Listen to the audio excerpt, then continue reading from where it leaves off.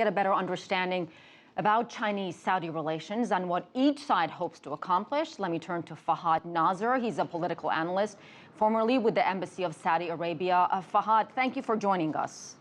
Thank you for having me. So, a Chinese president has not visited Saudi Arabia since 2009. Why now?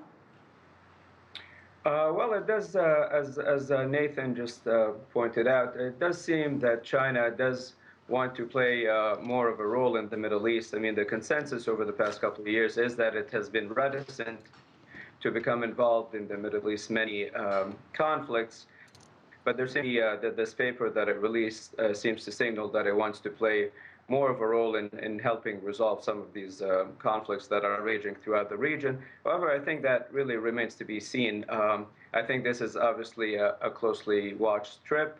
The fact that the Chinese president has chosen both Saudi Arabia and Iran does reinforce the notion that China wants to play the role of honest broker and doesn't want to take sides. But it remains to be seen exactly whether China will fundamentally change its approach to the region, which really, to a great extent, seems to be fairly hands-off. So can China play a constructive role in easing tensions between Riyadh and Tehran when it has good relationship with both of those countries? Sorry, I lost the connection there for a second. Could you repeat the question, please? Yes, of course. Can China actually play a constructive role in diffusing this ongoing crisis between Riyadh and Tehran when it has a great relationship with both of those countries, and maintaining that relationship is important to Beijing? Yeah, I think it will be difficult just because of the fact that relations between Saudi Arabia and Iran have really deteriorated significantly, obviously, especially over the past few weeks. The war of words seems to be continuing with the foreign ministers of both countries, both Saudi Arabia and Iran, writing op-eds in the New York Times, basically accusing each other of destructive policies in the region. So that's not changing. I think relations are at a low in many regards. Now, whether China can help resolve that or help alleviate some of the tensions, I'm not sure. However, what is clear is that certainly from Saudi Arabia's perspective, I think there's relations with China are incredibly appealing, just based on the fact that they have many economic interests in common that anchor this relationship. I mean, Saudi Arabia is the world's biggest oil exporter. China is the biggest oil importer, and indeed China is the biggest market for Saudi oil, and vice versa. Saudi Arabia is the biggest supplier of Chinese oil.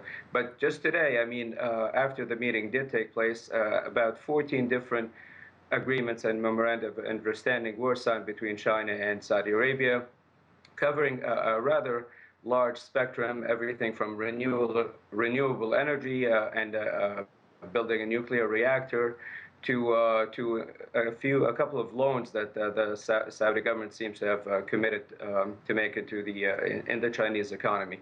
So I think their relations are important to both countries, and now that remains to be seen whether China can help balance that and while maintaining good relations with Iran. I think it will be difficult. And Fahad, I got to ask you about China's One Belt, One Road initiative.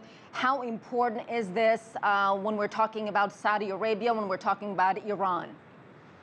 Yeah, again, I think the economic interests do anchor Saudi-Chinese relations. To the best of my knowledge, I think Saudi Arabia buys more goods from China than any other place in the world. Saudi Arabia has invested in refineries in China. Chinese companies are looking to invest in a number of markets that are being opened up in Saudi Arabia. So the economic interest, and particularly oil, but even beyond, do anchor this relationship. And I think there seems to me that there's a push from both sides to further the relationship. That China, of course, is also pushing to play a bigger political role. And I think there is a desire in Saudi Arabia for China to play a bigger political role in the region. But like I said, I think that remains to be seen. I think this will be a big shift in China's foreign policy and foreign posture in the region if indeed it does do that. All right, we'll see what happens. Fahad Nazer, thank you so much, sir, for your time. We appreciate it.